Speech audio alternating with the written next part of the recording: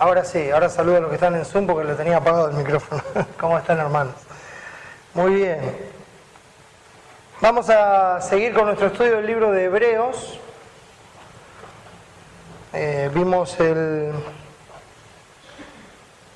capítulo 8 en el mensaje anterior. Perdón, ¿ese estamos? ¿Yo o me adelanto? ¿Sí? Ok. Y con la ayuda del Señor vamos a empezar a ver el capítulo 9. Nuestro texto clave del estudio de este libro está en el capítulo 12 y es el versículo 2 que dice: puestos los ojos en Jesús, el autor y consumador de la fe, el cual por el gozo puesto delante de él sufrió la cruz, menospreciando el oprobio, y se sentó a la diestra del trono de Dios. Muy bien, tengo eco, fíjense.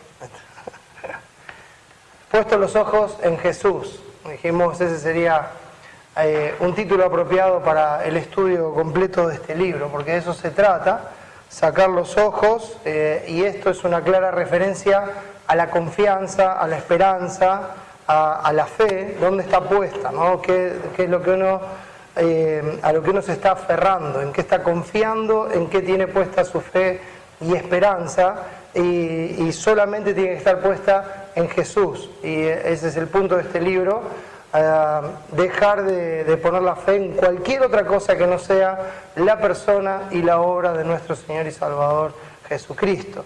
Entonces, teniendo eso en mente, hemos avanzado en los primeros 8 capítulos y hoy empezamos con el capítulo 9. Ahí vamos a leer nuestro texto clave para este capítulo, que van a ser los versículos 11 y 12, dice así: pero estando ya presente Cristo, sumo sacerdote de los bienes venideros, por el más amplio y más perfecto tabernáculo, no hecho de manos, es decir, no de esta creación, y no por sangre de machos cabríos ni de becerros, sino por su propia sangre, entró una vez para siempre en el lugar santísimo, habiendo obtenido eterna redención.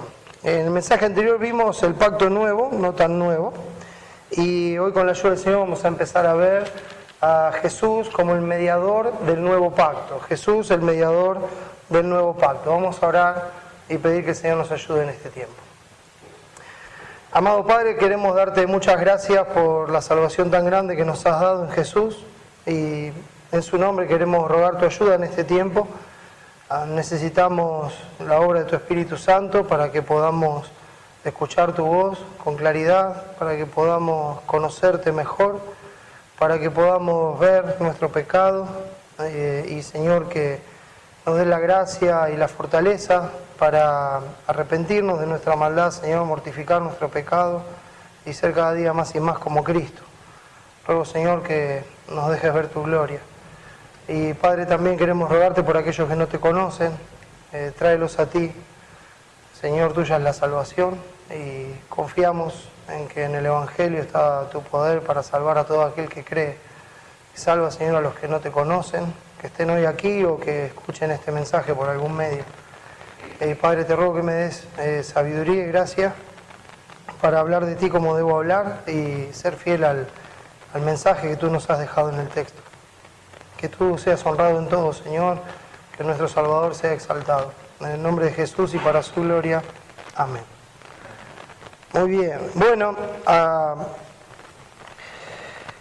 como una breve introducción a la porción que nos queda en este libro, quiero que usted piense en el fin de las obras, pero no el fin como el propósito, sino el fin, o sea, que se terminar las obras. Y uno dice, bueno, eso es algo que puede ser contradictorio, porque como enseguida vamos a ver, Él nos salvó para buenas obras, ¿verdad?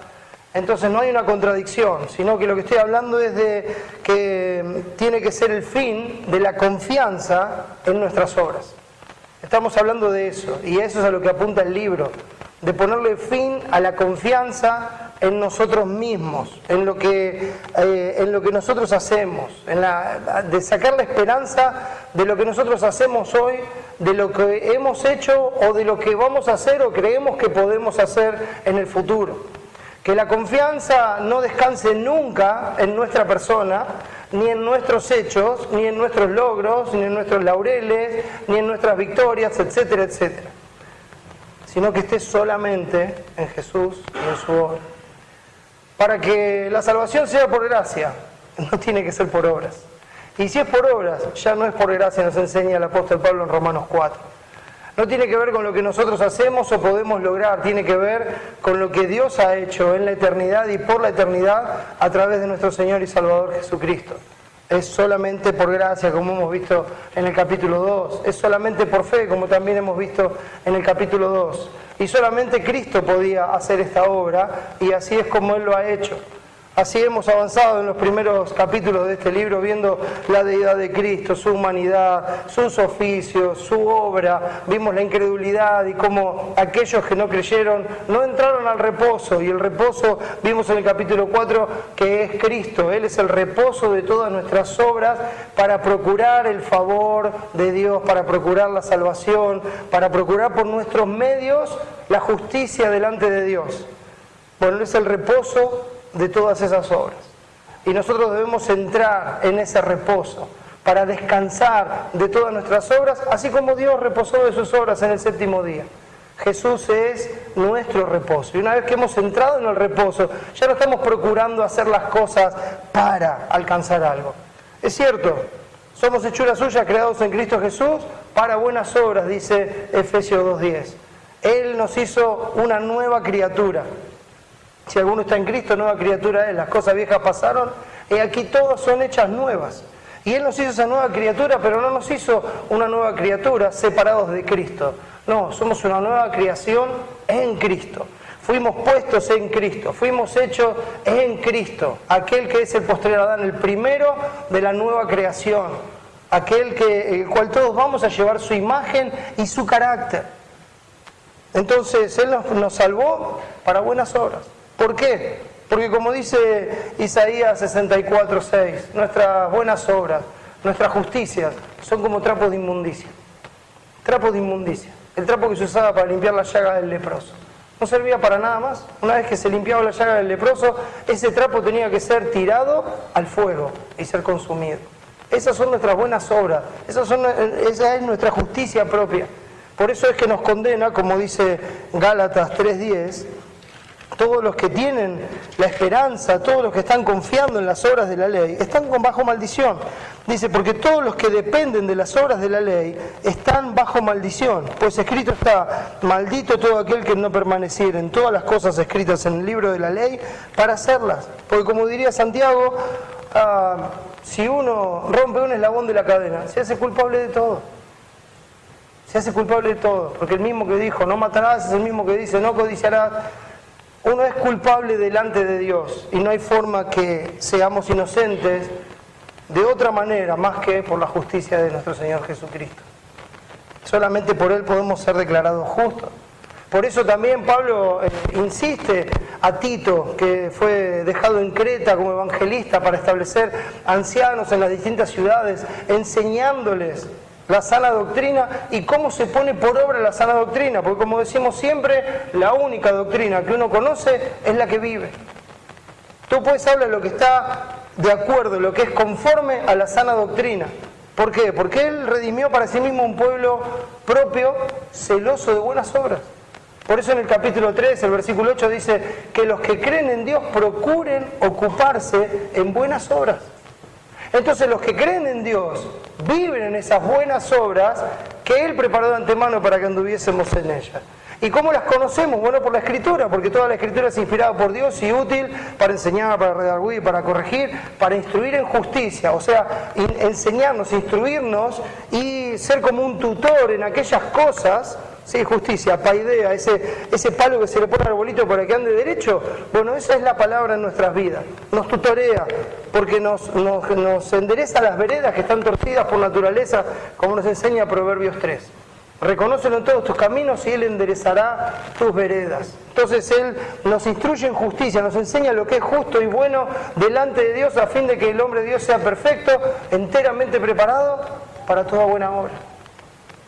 Porque por las buenas obras que nosotros hacemos, se ve la obra de Jesucristo. Por eso en Hebreos 13, un pasaje bien conocido por nosotros. El versículo 20 dice: y el Dios de paz, que resucitó de los muertos a nuestro Señor Jesucristo, el gran pastor de las ovejas, por la sangre del pacto eterno, os haga aptos en toda obra buena para que hagáis su voluntad, haciendo Él en vosotros lo que es agradable delante de Él por Jesucristo, al cual sea la gloria por los siglos de los siglos. Amén. Esto ya es casi en el final del libro.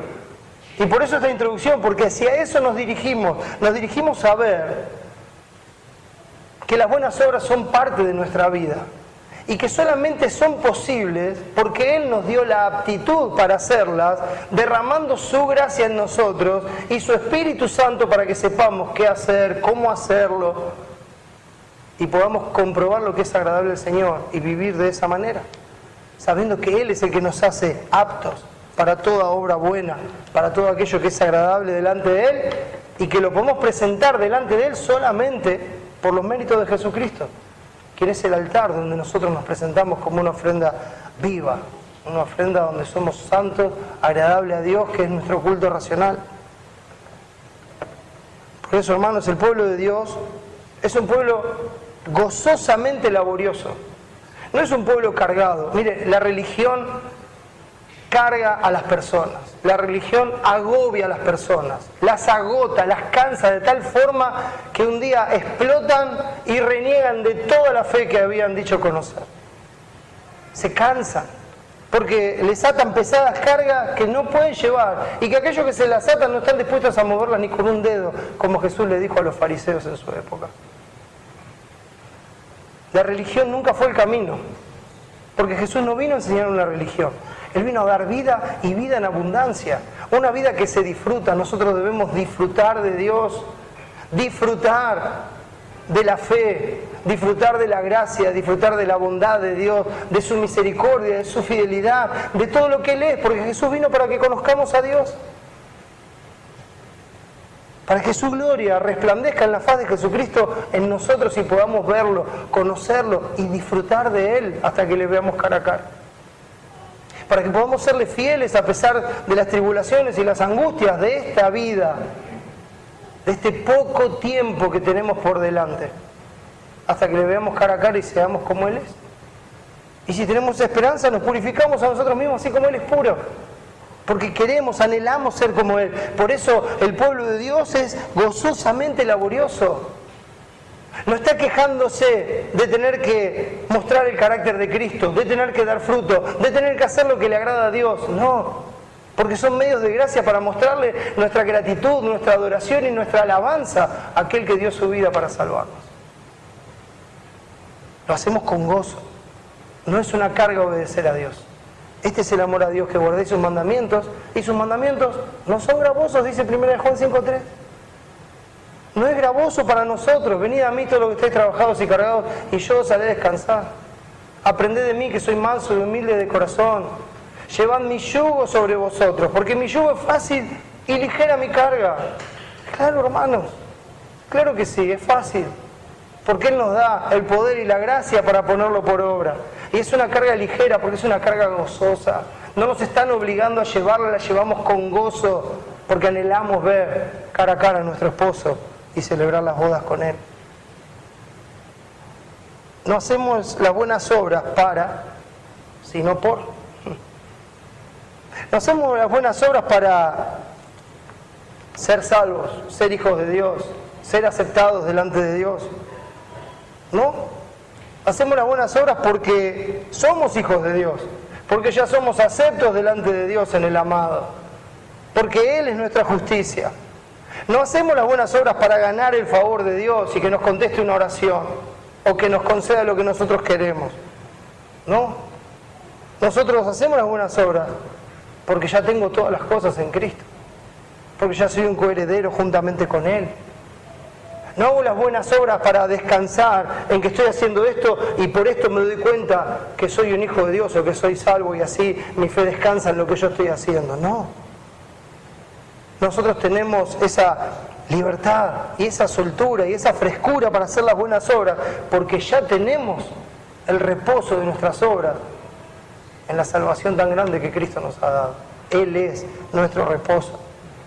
No hacemos las obras para ser bendecidos, sino que hacemos las obras porque Bendecimos al Padre que nos bendijo con toda bendición espiritual en los lugares celestiales en Cristo, y no hay ninguna cosa creada que nos pueda separar del amor de Dios que es en Cristo Jesús, Señor nuestro. Ahí tiene que estar nuestra fe, ahí tiene que estar nuestro descanso, nuestra convicción, nuestro gozo. Regocijaos en el Señor siempre. Otra vez digo, regocijaos. Regocíjense de que sus nombres están escritos en los cielos. Gócense en el Señor, porque han pasado de la muerte a la vida, de las tinieblas a la luz, de la esclavitud, del pecado, de la muerte y de Satanás a la libertad gozosa de los hijos de Dios en el reino de Cristo. Hemos pasado de la opresión de la ley, de las obras de la ley, de la opresión de la justicia propia, a la libertad gozosa de la gracia que nuestro Señor Jesucristo derramó sobre nosotros. Por eso dice Gálatas 5, en el versículo 13, un texto también muy conocido. Pero dice, porque vosotros, hermanos, a libertad fuisteis llamados, solamente que no uséis la libertad como libertinaje, o como dice el texto, como una ocasión para la carne, sino servíos por amor los unos a los otros. Porque toda la ley en esta sola palabra se cumple: amarás a tu prójimo como a ti mismo. Has sido declarado libre por la obra de Jesucristo para poder hacer lo que antes no podías hacer: amar a Dios. Y por amor a Dios, amar al prójimo. Como Jesús resumió toda la ley, ¿verdad? Este es el primer y gran mandamiento: amarás al Señor tu Dios con todo tu corazón, con toda tu alma y con toda tu mente. Y el segundo es semejante a este: amarás a tu prójimo como a ti mismo. Entonces, si uno ama a Dios, va a amar al prójimo, porque el amor a Dios se muestra en el amor al prójimo. ¿Cómo puede decir alguien que ama a Dios a quien no ha visto, y no ama a su hermano a quien ha visto? ¿No es tal persona un mentiroso? El amor a Dios se refleja siempre en las acciones. Cuando hacemos las cosas, las hacemos por amor a Dios. Todo lo que hacemos, sea de palabra o de hecho, debe ser hecho en el nombre del Señor Jesús, para la gloria de su nombre, para mostrar que Él es nuestro Señor, que Él es nuestro Rey, para que este mundo sepa que Él es el Salvador, que Él es el que nos ha dado vida y que Él es el que nos sostiene cada día de nuestra vida. Por eso, hermanos, en esta sección que nos toca en el libro, debe morir toda justicia propia. Ya todo lo que se vino diciendo en el libro nos tiene que mostrar que nosotros estamos totalmente incapacitados para hacerlo. Y que lo que nosotros no podíamos hacer, lo hizo Cristo, y lo vamos a ver en los capítulos siguientes. Él hizo lo que nosotros no podíamos, Él cumplió lo que nosotros no podíamos. Y esa es nuestra esperanza: su obra, su persona, su carácter, su muerte, sepultura y resurrección, su ascensión al trono.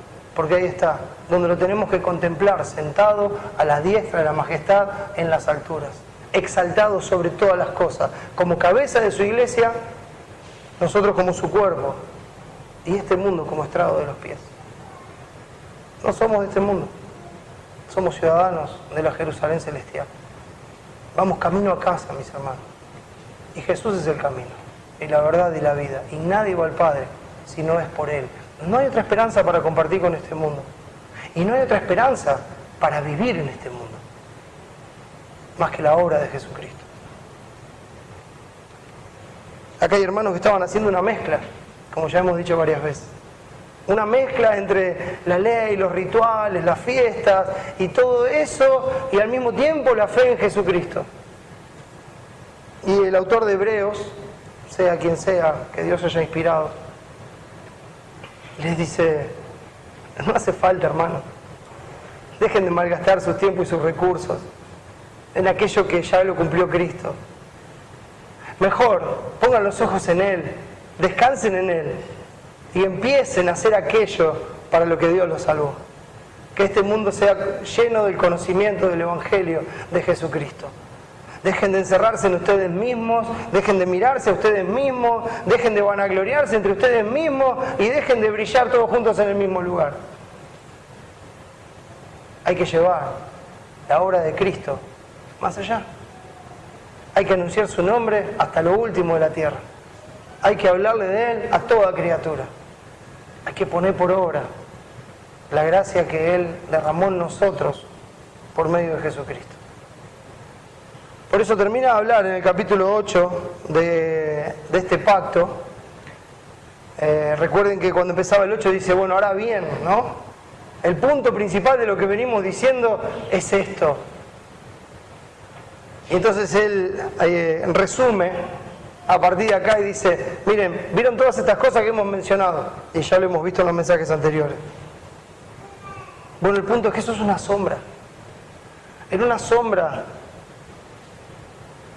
No era la realidad, no era donde tenía que estar la confianza. Era una sombra que nos mostraba, nos hacía un bosquejo de aquello que Dios iba a hacer. Era lo terrenal, pero puesto de tal forma que nos mostraba aquello que es celestial. Es lo pasajero de este mundo, dispuesto de tal forma que nos enseñe a buscar no lo terrenal y pasajero, sino los bienes venideros, los bienes celestiales, los eternos, los que no nos pueden ser quitados. Por eso decíamos que el nuevo pacto, no tan nuevo, porque este pacto de obras tenía el propósito de mostrar el pacto eterno de gracia. Es nuevo porque se los está dando a conocer a ellos, pero no es un pacto que se hizo ahora, es un pacto que se hizo antes de la fundación del mundo. Cuando el Cordero fue inmolado por su pueblo, cuando el Padre, el Hijo y el Espíritu Santo hicieron un pacto de pura gracia, sin importar nuestros méritos, sin importar lo que fuéramos a hacer, ellos hicieron un pacto de pura gracia, en el cual el Padre hizo todas las cosas, le dio a su Hijo un pueblo y su Hijo lo redimió. Y es el Espíritu Santo el que hoy está buscando a todos y cada uno de esos hijos que Él escogió y que el Hijo redimió, trayéndolos a casa. Y entonces lo revela y le dice, miren, este pacto está en las Escrituras. Y lo muestra cómo Él fue declarado sumo sacerdote según el orden de Melquisedec. Y eso está anunciado en las Escrituras. Y Melquisedec también está en las Escrituras. Y se ve ese sumo sacerdote con el componente divino, eterno. Porque alguien tuvo que presentar, mis hermanos, el sacrificio cuando Él fue inmolado por nuestros pecados. Como nos enseña Apocalipsis 13 y 17. El Cordero que fue inmolado antes de la fundación del mundo. Fue inmolado, Él fue muerto con un propósito específico, redimirnos. Alguien presentó ese sacrificio. Nuestro sumo sacerdote eterno, nuestro Señor Jesucristo. No según los parámetros de la ley terrenal y pasajera, no según los parámetros de la sombra que nos daba la ley, sino según los parámetros eternos. No según la descendencia de hombres que mueren y que son falibles, no, sino según el poder de uno que es inmortal, que permanece para siempre, que se sienta en el trono y puede salvar perpetuamente a todos los que por medio de Él se acercan a Dios y por esa vida indestructible puede interceder por ellos para siempre. Un solo sacrificio, con una efectividad eterna, que quitó de en medio todos los pecados de una vez y para siempre, para que nuestro descanso y reposo sea eterno en la obra de Cristo. Eso vamos a ver en este capítulo 9. El 13 del 8 dice, al decir nuevo pacto, ha dado por viejo el primero. Y esto es una forma de decir como, bueno, esto se terminó. Cuando dice por viejo, porque después va a decir, y lo que se da por viejo se envejece, está próximo a desaparecer. Cuando dice, este es el nuevo pacto y ese es el antiguo pacto. Entonces, las cláusulas bajo ese antiguo pacto desaparecen. Porque eran una sombra de la verdad eterna. Y cumplieron con su propósito, que es mostrar la obra de Cristo y la verdad eterna. Y los bienes venideros. Y el verdadero tabernáculo no hecho con manos humanas. Y la verdadera presencia de Dios, donde se presentó el sacrificio perfecto una vez y para siempre. Una vez y para siempre. Una efectividad perfecta, mis hermanos. Y eternamente duradera. Entonces resume otra vez el 9 y dice, ahora bien, Aún el primer pacto tenía ordenanzas de culto y un santuario terrenal. Así estaba el primer pacto. Así estaba el primer pacto. Había ordenanzas de cómo hacer el culto, de cómo se tenía que llevar a cabo cada cosa. Espero que usted haya hecho la tarea y esté leyendo el libro de Levítico. Entonces esto no le va a sonar como algo extraño. Porque en Levítico se iban estableciendo las cosas, se iba estableciendo el orden de los sacrificios, del sumo sacerdote, de los sacerdotes, el linaje, la ropa, el tabernáculo, el altar, el arca, todas las cosas detalladamente. Y todo decía como Jehová se lo mandó a Moisés. Así lo hicieron, al detalle. Mira, ten cuidado de hacer todas las cosas como te fue mostrado en el monte. Porque todas las cosas tienen su lugar preciso, su color preciso, su cantidad precisa, su aroma preciso. Porque están siendo la sombra de la obra perfecta de Cristo. Son la sombra de lo eterno y celestial. Entonces tienen que hacerlo con esa misma precisión, como Dios lo mandó. Pero ya había anatemas que enseñaban un falso evangelio, como Nadab y Abiú, presentando fuego extraño delante de Dios y siendo consumidos. Bueno, si hoy pasara eso, este mundo sería un incendio, mis hermanos. Todos nosotros hubiéramos sido quemados en algún momento. Pero la gracia de Dios hace posible que estemos en pie, que le conozcamos y que podamos anunciar el evangelio de este mundo para que se arrepientan de esa confianza y vengan a Cristo para descansar y vean las cosas como Él las ve y hagan las cosas como Él las hizo y lo hagan para la gloria del Padre. Entonces ese primer pacto tenía ordenanzas de culto y un santuario terrenal, o sea, un lugar donde estaba la presencia de Dios, donde se desarrollaba el culto, donde se ofrecían los sacrificios. Todo estaba ordenado. Ese primer pacto tenía un propósito y todo estaba ordenado. ¿Por qué? El versículo dice, porque el tabernáculo estaba dispuesto así. En la primera parte, llamada el lugar santo, estaban el candelabro, la mesa y los panes de la proposición. Tras el segundo velo estaba la parte del tabernáculo llamada el lugar santísimo, el cual tenía un incensario de oro y el arca del pacto cubierta de oro por todas partes, en la que estaba una urna de oro que contenía el maná, la vara de Aarón que reverdeció y las tablas del pacto. Y sobre ella los querubines de gloria que cubrían el propiciatorio, de las cuales cosas no se puede ahora hablar en detalle. No se puede ahora hablar en detalle. Bueno, podríamos tomar esa frase y seguir al resto, ¿no? Pero hay tanta riqueza, mis hermanos, en esa obra. Entiendo que en la epístola y en este comunicado, y nos deja a nosotros, pero nosotros no solamente nos dejaron la epístola a los hebreos, nos dejaron toda la Escritura. Y podemos ver y disfrutar la obra de Cristo. Y es cierto, uno dice, bueno, ya esas cosas que ustedes están acostumbrados, que las practican y que las conocen, ¿para qué hablar en detalle? Le estaba hablando a los hebreos. Aquellos que habían visto estas cosas desde que nacieron hasta ese día. La habían hecho sus abuelos, sus bisabuelos, sus padres, sus abuelos, sus bisabuelos, los abuelos de los abuelos de los abuelos. Todos venían haciendo las mismas cosas. Y ellos las conocían. Dice, ustedes saben lo que había, ustedes saben cómo se lleva a cabo, ustedes conocen todas esas cosas. ¿Por qué vamos a entrar en detalles ahora? Pero hermanos, ese orden del tabernáculo, ese orden de las cosas, entonces es una sombra de la obra de Cristo, de lo que Cristo estaba haciendo. Ese lugar santo, estaban el candelabro, la mesa, los panes de la proposición, el segundo velo estaba la parte del tabernáculo llamada el lugar santísimo. Nos va a decir enseguida, fíjense el versículo 6, así dispuestas estas cosas en la primera parte del tabernáculo, entran los sacerdotes continuamente para cumplir los oficios del culto. Ahí entran los sacerdotes continuamente para cumplir los oficios del culto en la primera parte. O sea, ese lugar santo, que es la primera parte del tabernáculo, ahí están entrando continuamente. Bueno, ¿qué representaba eso? ¿Por qué eso seguiría en pie? ¿Qué es lo que está hablando? Y la segunda parte, que es el lugar santísimo, dice, continuamente para cumplir los oficios del culto, fin del 6, y el 7 dice, pero, en contraposición con esto, en la segunda parte, solo el sumo sacerdote una vez al año, no sin sangre, la cual ofrece por sí mismo y por los pecados de ignorancia del pueblo, dando el Espíritu Santo a entender con esto, o sea, con esas ordenanzas del primer pacto, con ese orden establecido para el culto y con las cosas dispuestas como estaban dispuestos, nos está mostrando la interpretación de esas cosas y nos muestra que todo eso fue por obra del Espíritu Santo.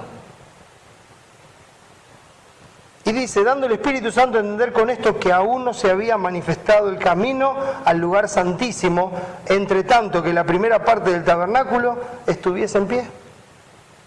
Mientras siguiera ese culto, que se componía de distintas cosas, bueno, fíjense en el versículo 9, lo cual es símbolo para el tiempo presente, según el cual se presentan ofrendas y sacrificios, que no pueden hacer perfecto en cuanto a la conciencia del que practica ese culto, ya que consiste solo de comidas y bebidas, de diversas abluciones, esos son lavamientos, la palabra es bautismos, de cosas que se sumergen para ser limpiadas en agua. Eso es una ablución. Y ordenanzas acerca de la carne, impuestas hasta el tiempo de reformar las cosas. Esto estaba impuesto hasta el tiempo en que todo debía ser cambiado, reformado. ¿Por qué? Por el nuevo pacto. Por la verdad.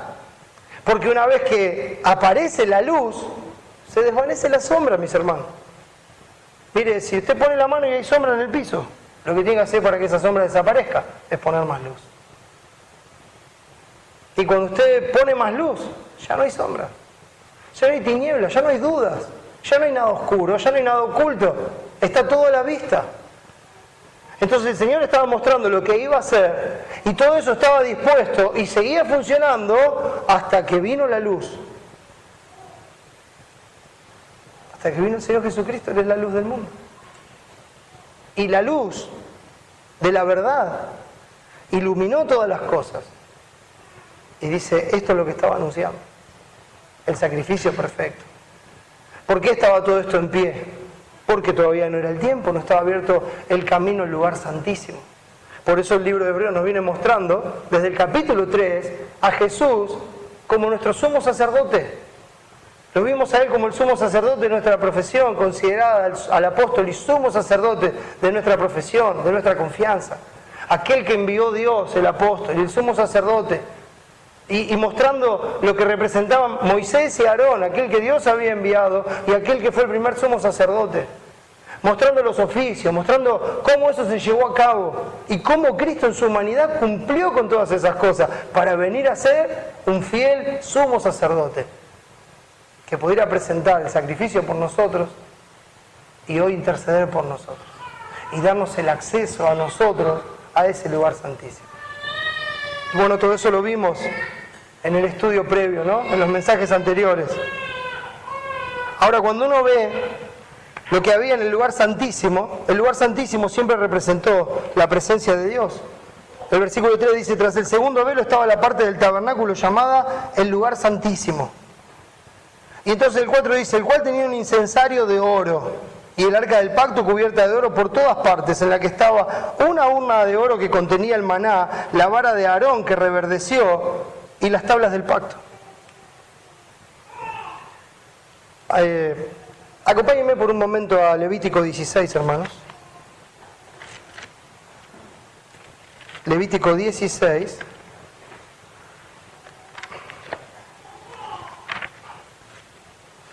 Este es un pasaje precioso, hermano.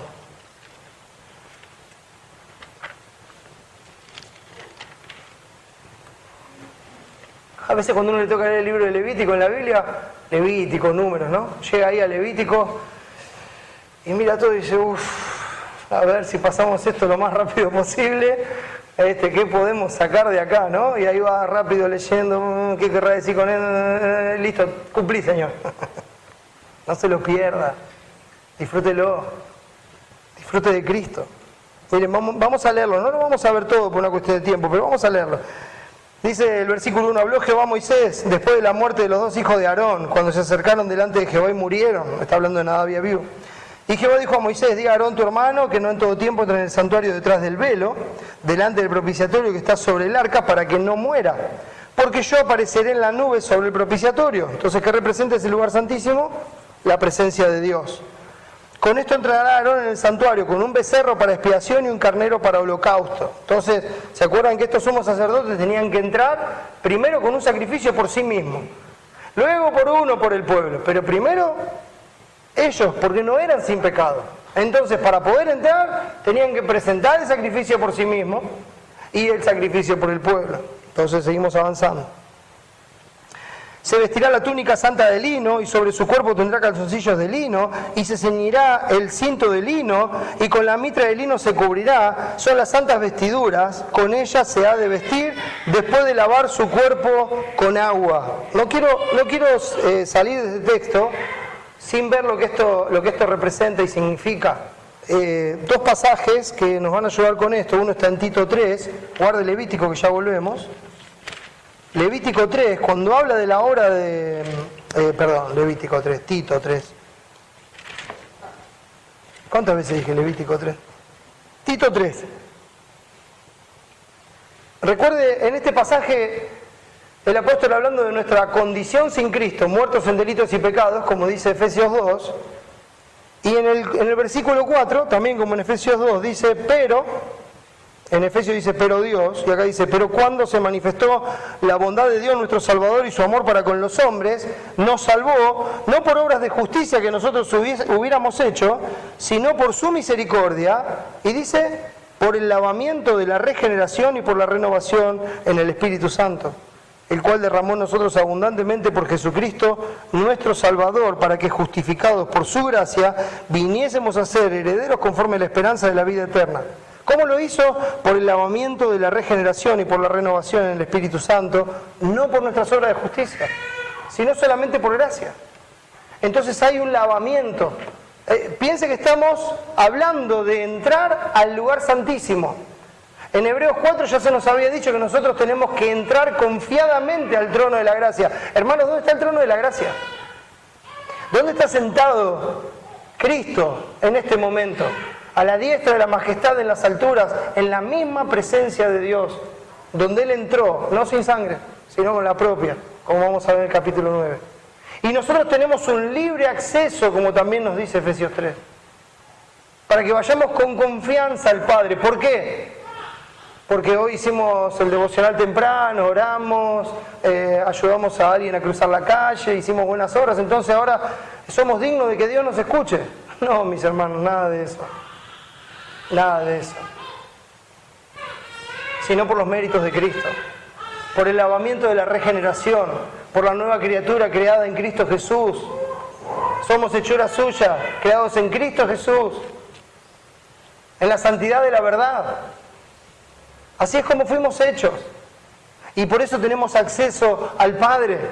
Ahora, fíjense que el sacerdote tenía que entrar con todo el ropaje de lino. Vestía la túnica santa de lino, sobre su cuerpo tendrá calzoncillos de lino, y se ceñirá el cinto de lino, y con la mitra de lino se cubrirá. Bueno, hermanos, hay un pasaje que es precioso, que es Apocalipsis 19, cuando habla de las bodas del Cordero. Y dice así, en el versículo 7, gocémonos y alegrémonos, y démosle gloria, porque han llegado las bodas del Cordero, y su esposa se ha preparado, y a ella se le ha concedido que se vista de lino fino, limpio y resplandeciente, porque el lino fino son las acciones justas de los santos, las buenas obras que Dios preparó de antemano para que anduviésemos en ellas, la justicia de Cristo, la gracia de Dios en nosotros. Eso es lo que nos abrió el camino, la obra de Cristo, lavados en esa regeneración y renovación del Espíritu Santo, vestidos con la justicia de Cristo, por eso somos aceptos en el amado. Volviendo a Levítico 16, dice el versículo 5, y de la congregación de los hijos de Israel tomará dos machos cabríos para expiación y un carnero para holocausto. Y hará traer a Aarón el becerro de la expiación, es el carnero para holocausto, que es suyo, y hará reconciliación por sí mismo y por su casa. O sea, primero presentaba por él, ¿sí? Ahí está el becerro, el carnero para el holocausto. Después tomará a los dos machos cabríos y los presentará delante de Jehová, a la puerta del tabernáculo de reunión. Y echará suertes Aarón sobre los dos machos cabríos, una suerte por Jehová y otra suerte por Azazel. Bueno, Azazel ha traído muchas cosas, ¿no? Si es un nombre, quién es, quién no es. Es la combinación de dos palabras. La combinación de cabra y algo que se aparta, que se aleja. Azazel. Az y Azel. Esa combinación de las dos palabras nos habla, o sea, Azazel significa chivo expiatorio. O sea, aquel macho cabrío que se aleja, que se aparta, ¿sí? Entonces vamos a seguir. O sea, no estamos hablando acá de dos personas, o sea, uno por Jehová y el otro por otra persona que se llama Azazel, sino el que va a realizar la expiación, ¿sí? Seguimos avanzando. Entonces dice el versículo 9, y hará traer a Aarón el macho cabrío sobre el cual cayere la suerte por Jehová, y lo ofrecerá en expiación. O sea, ni siquiera ellos decidían cuál es el que Dios iba a tomar como sacrificio para entrar en el lugar santísimo. Entonces echaban suerte y decía, bueno, este va para allá, la sangre de este va al lugar santísimo, este se va a hacer otra cosa. O sea que Dios decidía cómo iba a ser la obra. Mas el macho cabrío sobre el cual cayere la suerte por Azazel, dice, lo presentará vivo delante de Jehová para hacer reconciliación sobre él, para enviarlo a Azazel al desierto, o sea, para reconciliarnos. Y todo esto proviene de Dios, dice 2 Corintios 5, quien nos reconcilió consigo mismo. ¿Y cómo nos reconcilió Dios consigo mismo? Por medio de la obra de Cristo. No tomándole en cuenta a los hombres sus pecados, por medio de la obra de Cristo. Hoy se mencionaba el justo por los injustos para llevarnos a Dios. Y nos encargó a nosotros, sus embajadores, que roguemos en su nombre y anunciemos a este mundo el ministerio de la reconciliación, reconciliados hoy con Dios. Todo es una obra de Dios, siempre, y eso es lo que representa. El 11 dice, y hará traer a Aarón el becerro que era para expiación suya y hará la reconciliación por sí y por su casa. Ahí arranca primero, ¿no? Con la responsabilidad del sumo sacerdote. Y degollará en expiación el becerro que es suyo. Después tomará un incensario lleno de brasas de fuego del altar de delante de Jehová. Interesante. Brasas del altar, ¿a qué le hace acordar? Ahí estamos, Isaías 6, vamos a verlo. Isaías 6, estuvimos con este texto a fin del año pasado, ¿verdad? Isaías 6, ¿qué representa esto? Para que podamos interpretarlo. Isaías 6, versículo 6, dice así, recuerden, Isaías teniendo la visión del santo, santo, santo, rodeado con los querubines, esos ministros de fuego que están alrededor de él para anunciar su obra con fidelidad. Dice, volvió hacia mí uno de los serafines, teniendo en su mano un carbón encendido, tomado del altar con unas tenazas. Y tocando con él sobre mi boca, dijo, he aquí que esto tocó tus labios y quitaba tu culpa y limpia tu pecado. Entonces, ¿qué son esas brasas tomadas del altar con tenazas?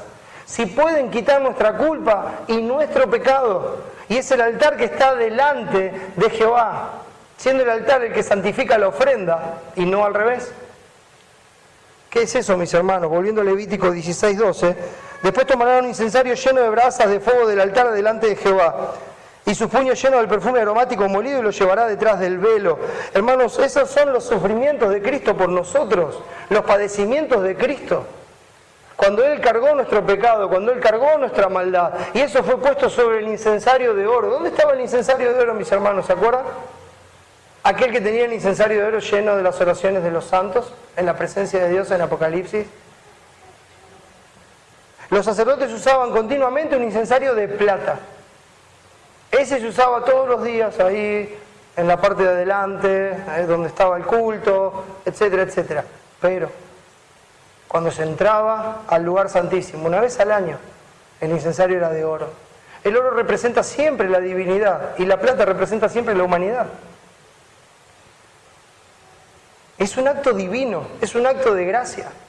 Y es un acto que solamente podía hacer Jesucristo. Esas brasas tomadas del altar representan esa obra de Cristo por nuestros pecados, llevando Él nuestras enfermedades, nuestros dolores, nuestros pecados y recibiendo la justicia de Dios sobre Él.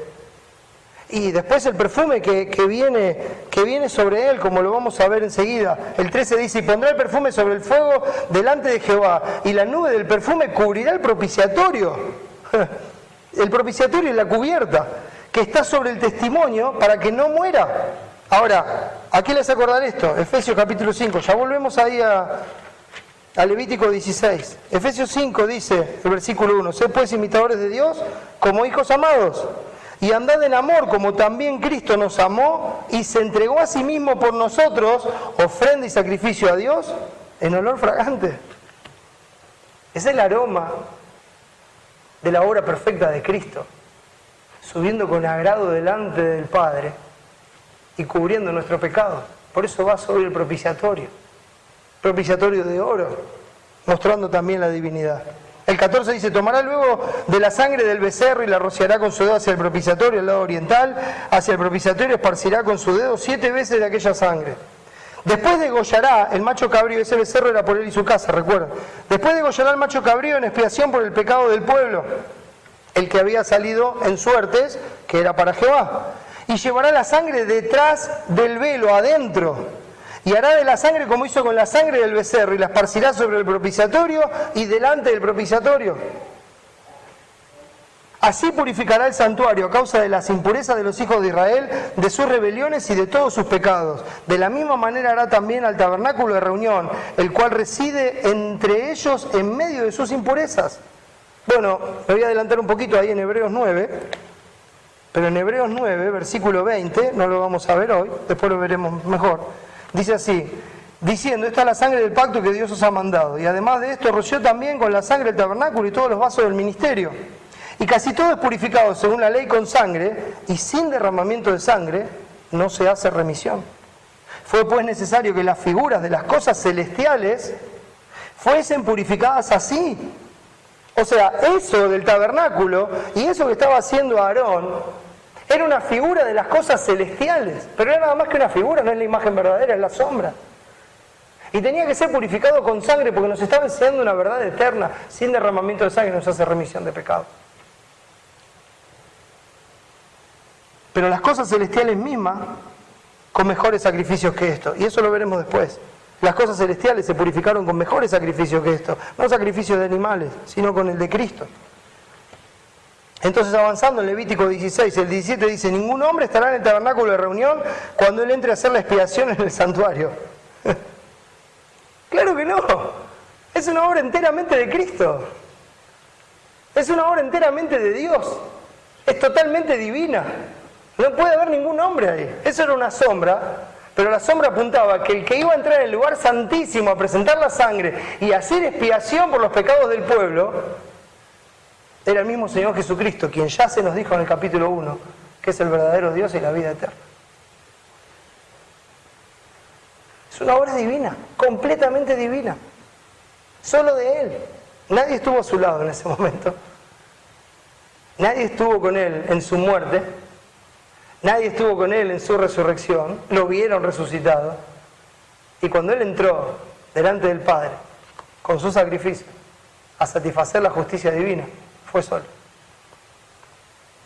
Y nosotros en Él. Y así nos hizo aceptos delante de Dios. Ningún hombre estará en el tabernáculo de reunión cuando Él entre a hacer la expiación en el santuario, hasta que Él salga y haya hecho la expiación por sí, por su casa y por toda la congregación de Israel. Y saldrá al altar que está delante de Jehová y lo expiará, y tomará de la sangre del becerro y de la sangre del macho cabrío y la pondrá sobre los cuernos del altar alrededor, y esparcirá sobre él de la sangre con su dedo 7 veces, y lo limpiará y lo santificará de las inmundicias de los hijos de Israel.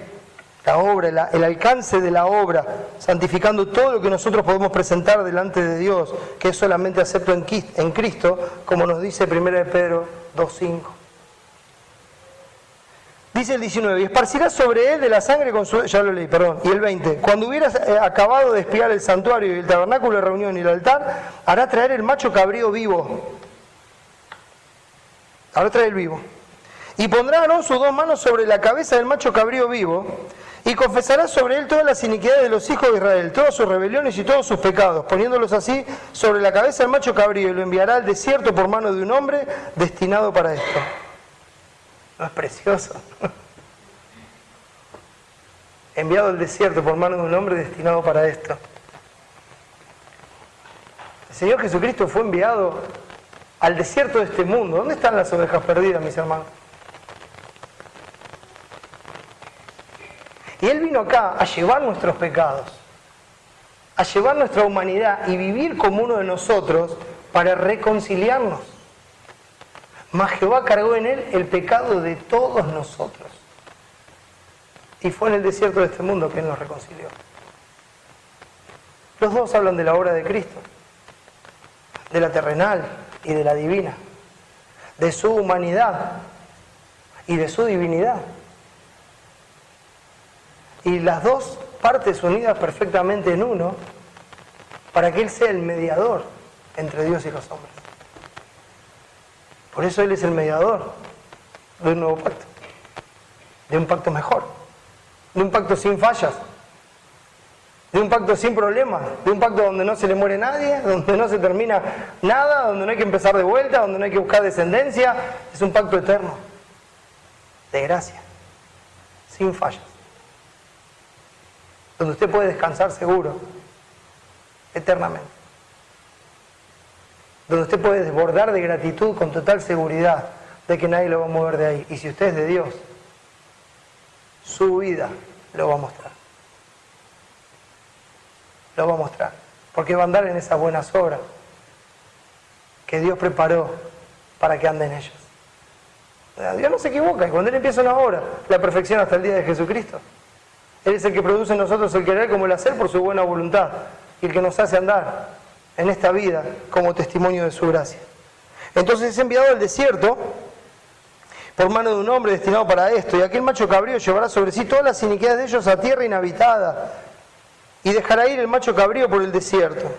Después vendrá Aarón al tabernáculo de reunión y se quitará la vestidura de lino que había vestido para entrar en el santuario y las pondrá allí, lavará luego su cuerpo con agua en el lugar del santuario. Y esto va a tener que ver con el final del capítulo, cuando habla de cuando Cristo viene a este mundo otra vez, viene sin relación con el pecado.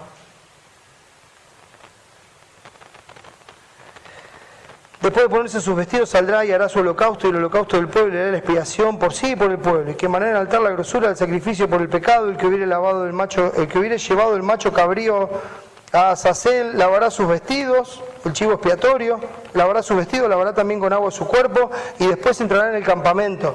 Y sacarán fuera del campamento el becerro y el macho cabrío inmolados por el pecado, cuya sangre fue llevada al santuario para hacer la expiación, y quemarán en el fuego su piel, su carne y su estiércol, todo quemado, todo consumido. El que los quemare lavará sus vestidos, lavará también su cuerpo con agua, y después podrá entrar en el campamento, porque tiene que estar limpio de esa contaminación. Y esto tendréis por estatuto perpetuo. Mira, ahí está dejando establecida la sombra con un propósito.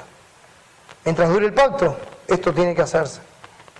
En el mes séptimo, a los 10 días del mes, afligiréis vuestras almas y ninguna obra haréis, ni el natural ni el extranjero que mora entre vosotros. Esto es lo que nosotros conocemos como Yom Kippur, que se hace una vez al año. Aquí lo dice claramente porque séptimo mes, a los 10 días del mes, es el mes de Tishrei, según el calendario hebreo moderno, y según el calendario hebreo anterior, el primer mes del año es Nisan, pero el calendario hebreo moderno puso a este mes como el primer mes del año. Nisan es el mes en que los hijos de Israel salieron de Egipto, en el Éxodo. Y entonces Dios le dijo, este va a ser el primer mes del año para ustedes. Ahora después lo movieron acá, entonces usted tiene Rosh Hashanah, que es el año nuevo, y a los 10 días tiene el día de la expiación. Esa es la fiesta, el día de la expiación. Pero hay personas que siguen confiando en esa fiesta, porque no entienden que ese día hablaba del sacrificio perfecto de Cristo en la cruz del Calvario, muriendo, cargando los pecados del pueblo, bajo la ira del Padre, siendo satisfecha la ira de Dios, siendo puesto en la tumba y resucitando al tercer día, para darle vida a todos los que creen en Él. El 30 dice, porque en este día se hará expiación por vosotros y seréis limpios de todos vuestros pecados delante de Jehová. Día de reposo es para vosotros y afligiréis vuestras almas. Es estatuto perpetuo, para nosotros es el día en que resucitó nuestro Señor Jesucristo. Hará la expiación el sacerdote que fuere ungido y consagrado para ser sacerdote en lugar de su padre, y se vestirá de la vestidura de lino, las vestiduras sagradas. ¿Y quién fue establecido como sumo sacerdote, según el orden de Melquisedec? Juró Dios y no se arrepentirá. Tú eres sacerdote para siempre, según el orden de Melquisedec. El Padre estableció al Hijo como ese sumo sacerdote para realizar la expiación por nuestros pecados. La sombra se desvaneció con la luz, Y hará la expiación por el santuario santo y el tabernáculo de reunión. También hará expiación por el altar, por los sacerdotes y por todo el pueblo de la congregación. Y esto tendré como estatuto perpetuo para hacer expiación una vez al año por todos los pecados de Israel. Y Moisés lo hizo como Jehová le mandó. ¿Por qué? Porque estaba apuntando siempre a la imagen verdadera que es la obra de Cristo. Volviendo a Hebreos, el 9:4 decía, el cual tenía un incensario de oro, que ya hablamos, y el arca del pacto cubierta de oro por todas partes. El arca era hecho con madera de acacia, una madera muy buena, duradera, que no le afecta ni la humedad ni los insectos, es muy dura. Y eso muestra una madera que no se pudre, que no le afecta la humedad, es casi impenetrable, dura, una de las más duras de todas, y recubierta por oro, y eso nos muestra esa incorrupción del Señor, esa divinidad del Señor, mostrando al arca del pacto como Cristo mismo, como nuestro Señor. Cubierta de oro por todas partes, en la que estaba una urna de oro que contenía el maná. ¿Qué es el maná, hermanos? Es el pan del cielo. Es el pan del cielo, el pan de Dios que vino del cielo. Es nuestro Señor Jesucristo. Es su obra cuando vino a saciarnos a nosotros completamente. No voy a tomar mucho tiempo porque se me va. Pero después está la vara de Aarón que reverdeció. Mira, no solamente reverdeció, esta era una vara seca. No solamente se puso verde, sino que de un día para el otro echó ramas, sacó flores y dio almendras. Y eso habla se lo creía muerto, pero así resucitó. Y es el poder que Él tiene para traernos a nosotros de la muerte a la vida espiritual. Muertos en nuestros delitos y pecados y traídos a la vida por el poder regenerador de la obra de Dios. ¿Recuerdan lo que vimos en Tito? No por obra de justicia nosotros hubiéramos hecho, sino por la regeneración, por el lavamiento, por la obra del Espíritu Santo. Nos trae de nuevo a la vida y nos hace dar fruto para la gloria de su nombre. Ese es el poder de Cristo. Y las tablas de la ley, ¿cuál es el fin de la ley, mis hermanos? Ahora sí. Romanos 10:4. Porque el fin de la ley es Cristo. Ese era el propósito de la sombra, mostrarnos a Cristo. Todo esto, hermanos, nos tiene que mostrar a nosotros que la obra eterna de gracia, ese pacto nuevo, no tan nuevo, es siempre lo que Dios había determinado, lo que Él había decretado para la salvación de su pueblo, para el descanso eterno de su pueblo, y para que eso nos dé la confianza, la fe y la esperanza totalmente en Jesucristo, y así, confiando en Él y descansando en Él, nosotros podamos servirle con gozo, con reverencia, con alegría, poniendo por obra todas las cosas que Él nos ha enseñado para hacer. La vara de Aarón que reverdeció las tablas del pacto. Sobre ella los querubines de gloria que cubrían el propiciatorio. Son 2 querubines que tenían sus alas, estaban puestos uno en cada punta, mirando hacia adentro, sus alas extendidas y tocando entre ellos. Y ahí tiene a los ángeles anhelando mirar en esta verdad, como nos enseña 1 de Pedro 1, del 10 al 12. Hablando del Evangelio, de la obra de Cristo, completamente representada en ese arca cubierta con el propiciatorio. Toda la obra de Cristo. ¿Dónde está? En el lugar santísimo, en la misma presencia de Dios. Entonces, avanzando, el 9 dice, lo cual es símbolo para el tiempo presente, según el cual se presentan ofrendas y sacrificios que no pueden hacer perfecto en cuanto a la conciencia. El que practica ese culto, mira, la salvación no es por la ley, no es por guardar los rituales, no es por las costumbres, no es por las cosas que uno hace. Esas cosas nos pueden cambiar la imagen por fuera, podemos ser sepulcros blanqueados y hasta parecer cristianos. Pero la obra de salvación de Dios es una obra que empieza de adentro hacia afuera. Empieza haciéndonos una nueva criatura. Estas cosas no tenían poder de limpiar la conciencia de malas obras, no tenían poder de hacer una nueva criatura. Solamente era un anuncio de aquel que tenía el poder de hacernos una nueva criatura, de satisfacernos como el maná eternamente, de darnos una nueva vida en Cristo, como la vara de almendro que reverdeció, y de poner fin a la ley cubierta con el propiciatorio de oro, con la obra de Cristo, con la sangre de Cristo, dejando atrás nuestros pecados para siempre y haciéndonos justos delante de Dios. Pero ese culto no podía ser perfecto a nadie, ya que consiste solo de comidas y bebidas, diversas abluciones, ordenanzas acerca de la carne, impuestas hasta el tiempo de reformar las cosas. El tiempo de reformar las cosas es la venida de Cristo, cumpliendo con todo lo que Dios decía en su palabra, sacando el pecado de en medio una vez y para siempre. Y el 11 dice, pero estando ya presente Cristo, como tiempo de reformar las cosas, sumo sacerdote de los bienes venideros, por el más amplio y más perfecto tabernáculo, no hecho de manos, es decir, no de esta creación. O sea, Él es el sumo sacerdote que entra directamente en la presencia de Dios, ya no una sombra, sino algo real. Él no va a un tabernáculo hecho por manos de hombres, algo que simula ser. Eso simulaba en la tierra la misma presencia de Dios. Cristo no entró acá en la tierra. Y acá en la tierra, como ya vimos, no tenía ni siquiera derecho a ser sacerdote porque no es de la tribu de Leví, sino que él es de la tribu de Judá. Y es sacerdote no según el sacerdocio de Aarón, sino según el sacerdocio, según el orden eterno de Melquisedec. Entonces estamos hablando de la sombra y estamos hablando de Cristo como ese mediador que, habiendo llevado nuestra humanidad y habiendo resucitado después de morir por nuestros pecados, se presenta con su propio sacrificio, entrando en la misma gloria, como lo describe Salmo 24. ¿Quién es este Rey de Gloria? Al que las puertas se le abren y todo el cielo hace silencio, para que Él pase y camine y se siente en el trono que le pertenece por derecho propio.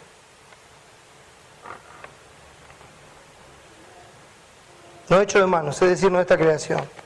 Y no por sangre de machos cabríos ni de becerro, sino por su propia sangre. Recuerde que no estamos hablando de la sangre como sangre en sí, en la sangre está la vida. La muerte de Cristo es esa sangre. El sacrificio de Cristo es esa sangre, es esa obra. No es que llegó con un pote de sangre, mis hermanos. Él llegó inmolado por nosotros. Y así se presentó delante del Padre. Por su propia sangre entró una vez, para siempre, en el lugar santísimo, habiendo obtenido eterna redención. Una vez y para siempre. No una redención pasajera, no una redención que se pierde, no una redención que hay que cuidarla para que no se nos dañe o se nos pierda, o resulta que Dios se enoje con nosotros y nos deje de mirar, de hablar. No pasan esas cosas, mis hermanos, ese no es nuestro Dios. Nuestro Dios ha hecho una obra eterna de gracia. Él la empezó y Él la termina. La hizo por medio de la obra perfecta de Cristo. Lo anunció. Y Cristo llegó para terminar con ese antiguo pacto que no podía salvar a nadie y darnos a conocer ese pacto eterno de gracia, que es nuevo en conocimiento, pero que es antiguo, que quita el pecado de en medio una vez y para siempre nos reconcilia con Dios por la obra perfecta de Cristo, entrando en el lugar santísimo, habiendo pagado por nuestros pecados y reconciliándonos con Dios para siempre. Amén. Esa obra nos tiene que dar descanso, para que nosotros con gozo y alegría nos ocupemos, hermanos, cada día de nuestra vida, en las buenas obras que Dios preparó de antemano para que anduviésemos en ellas. Trabajemos por el Señor y anunciemos su gracia a un mundo que está muerto en delitos y pecados, hasta lo último de la tierra. Anunciemos el Evangelio a cada criatura. Vamos a orar. Amado Dios, gracias por esta salvación tan grande. Mi Padre, tú ves los corazones y sabes quién es tuyo y quién no. Tu fundamento sigue firme, Señor. Los tuyos se apartan de iniquidad. Por eso, Padre, tú que ves los corazones, salva a los que no te conocen. Que te crean y que vengan a ti sabiendo que no los vas a echar fuera, sino que los vas a salvar eternamente. Y, Señor, que como iglesia nuestra confianza esté puesta solamente en tu obra. Que descansemos en ti, que creamos en ti y que de esa forma, con temor y reverencia, te sirvamos con gratitud cada día, porque tú eres digno, y que hagamos todo para la gloria de tu nombre. Gracias, Señor, por Cristo. Gracias por tu gracia eterna. Gracias por esta salvación tan grande. En el nombre de Jesús y para su gloria. Amén.